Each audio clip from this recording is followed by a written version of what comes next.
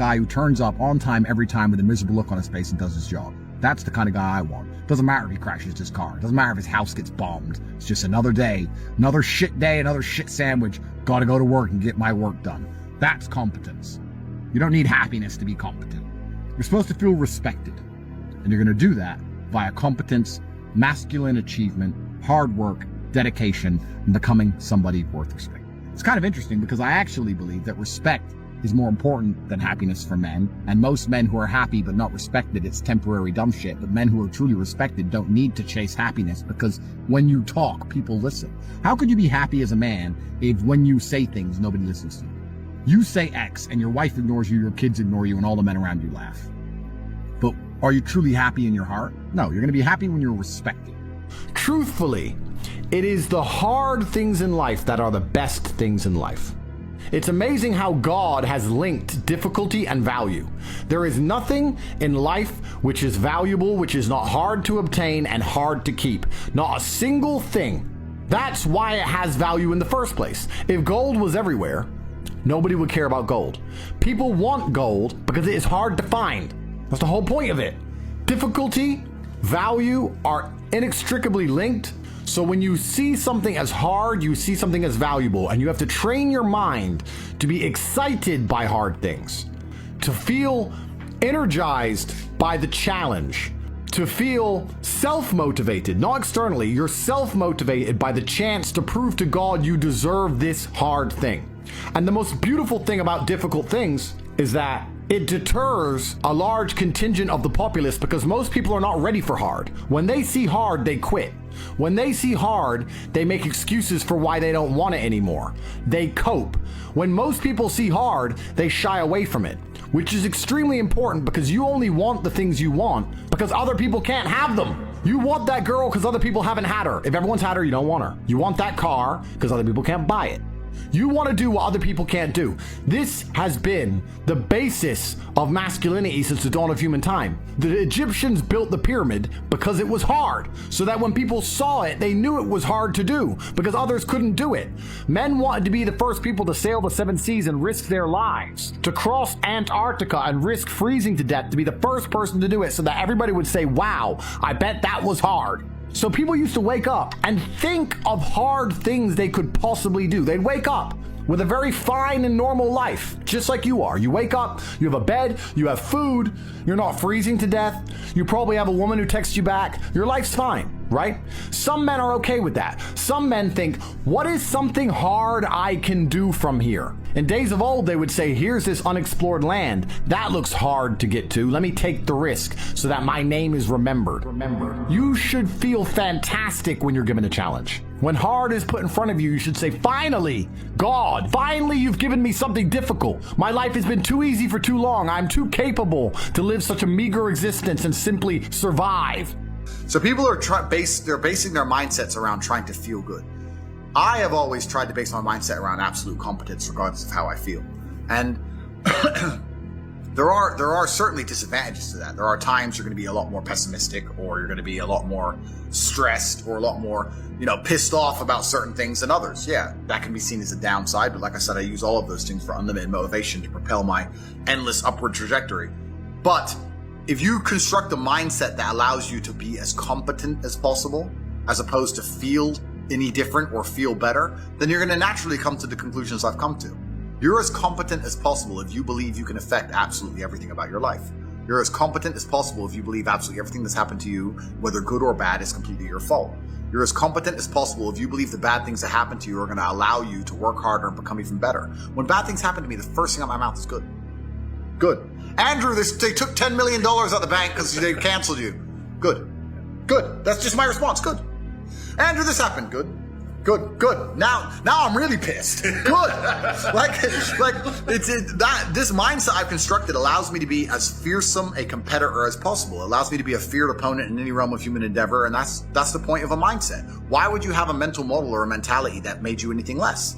In the ultra competitive world that we've just discussing that everybody wants the things you have, why would you absorb information or construct a mental model that doesn't allow you to be as competitive as possible? I am a feared competitor in anything I do. Anyone who's up against me at anything is going to feel a degree of nervousness just because it's me.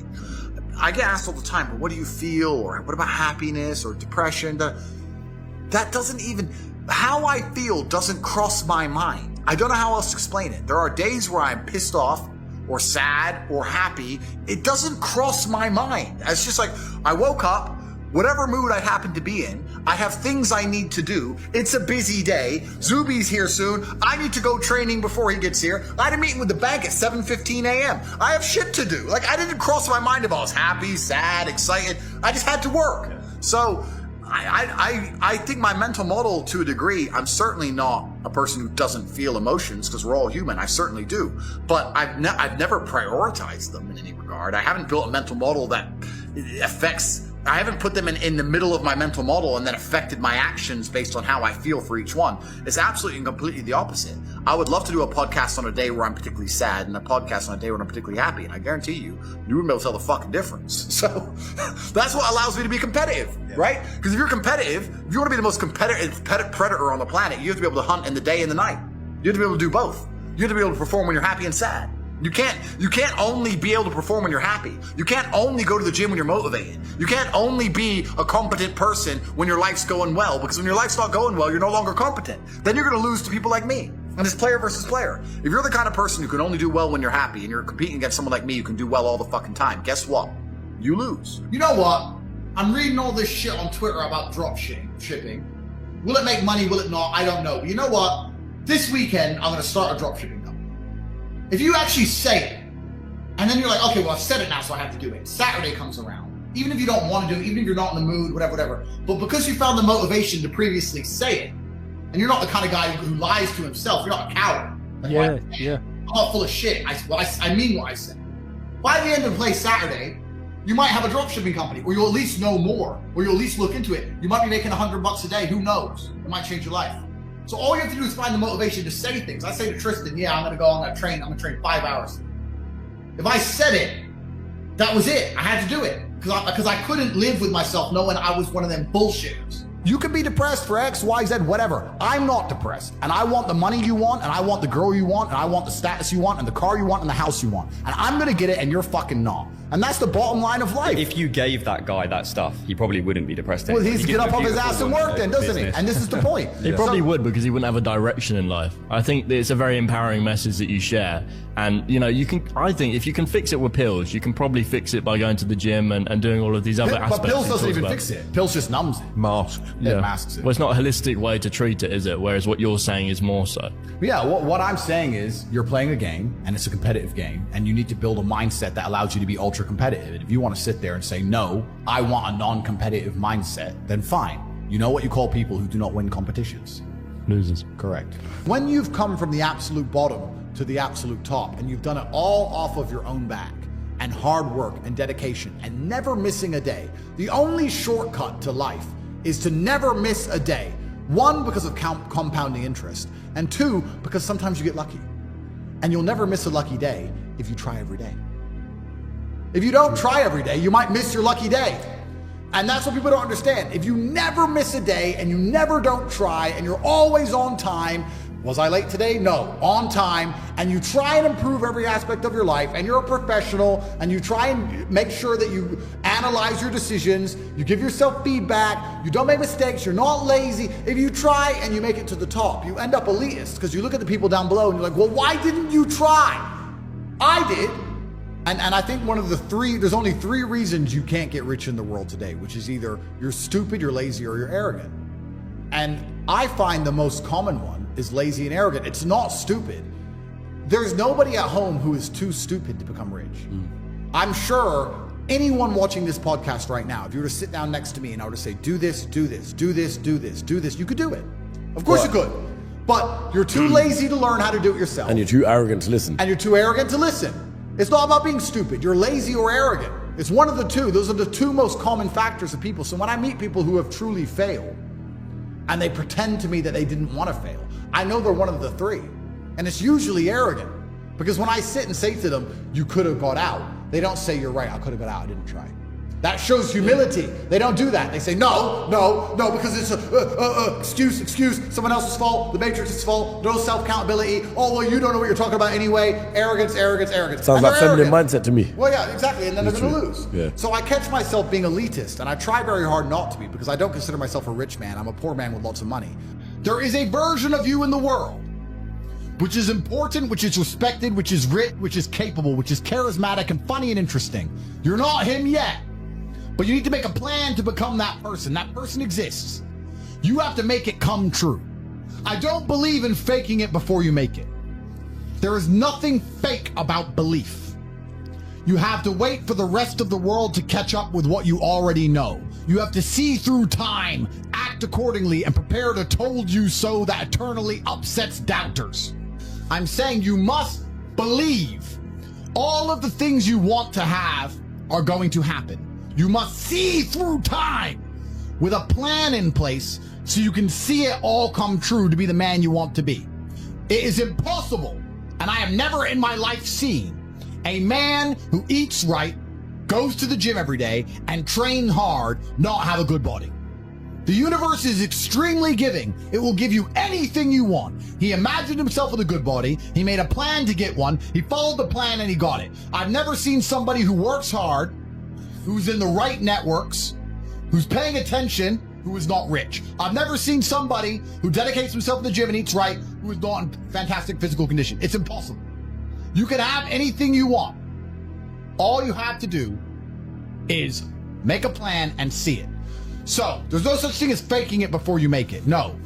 You see it and you make it come true. You make everybody else accept your version of reality. You see a version of yourself inside of your mind, and when other people do not see it when they look at you, you bend space-time and change your outward projection, your avatar, so others view you exactly the way you see yourself. It is called belief. You must have a vision for who you could be. The power of belief is real. Words and thoughts have power. Use them. They are tools and weapons to aid your ascension to greatness. Let me give you a thought experiment, all the people out. If I was going to shoot you with a gun, and I'm going to shoot you in the chest, one shot, do you stand a greater chance of surviving if you believe you will not die? You can say one of two sentences before I shoot you. Don't shoot, you'll kill me, or don't shoot, I will exact revenge. Which one of those two sentences makes you more likely to survive the bullet wound? The power of words is real. So, you must say things that... I had a very old video before I said, I'm a sayer. I'm a sayer. If I say something, it comes true. Which means I don't need the motivation to do difficult things. I just need to find the energy to say things. But then I have a bond to myself, because my word is my bond and my contract is golden, where I do them. So if I say I'll do 1,000 push-ups, I'll do 1,000 push-ups. So when I'm sitting there feeling lazy, thinking I don't want to do 1,000 push-ups, I think, well, if I just say it, then I have to do it. And I always have the energy to say something, so then I do it. So that's why I always train. I say I'm going to train every day, so guess what I do? I train every day because I don't break promises to myself, because my word is iron. God can be proud of you when you do your absolute best. And I don't think many people genuinely do their best in the world anymore. When I say do your best, people sit and go, oh yeah, okay. No, when's the last time you actually did your best? Like, I don't train to run marathons, but I know if I gave my best, I could run a marathon right now, first try. If I gave my best, life depending on it. When's the last time people have genuinely given their best to anything? There are people going through the world and going through life today that don't give their best or 100% effort to anything ever. Ever. They can't remember the last time they tried. So when I'm sitting in a dungeon, I'm sitting in a Romanian jail cell, I understand that it is a chance that God has given me and my ancestors are watching for me to do my absolute best and to show to them that I am the man I say I am. You can't become the most famous man in the world for mental resilience and God not test your mental resilience. I think that would be a very amateur way to view the world, that you can now become one of the most famous men in the world who talks about mental discipline and mental resilience, and God's not going to test it. I think God's going to come along and say, okay, you want to be Mr. Famous. All right, let's see what you have. So I believed it was a chance to show God and show my ancestors and show my father that I am the man I say I am. And it's amazing how much strength you can draw from that, because I don't think many men especially understand that even if you don't have the strength to be a hero for yourself, you should have enough discipline and enough honor to want to be a hero for somebody else. And if you have other people you truly respect, you should want to be a hero for them. And I think that's the masculine imperative. If someone's going to attack your wife, that's when you become a hero for her. You have to. What kind of man are you if you're not? And you can apply that to other things. If you apply that to your ancestors, or you apply that to God, or you apply that to your beliefs or your core principles as a man, then you can be a hero anytime you want.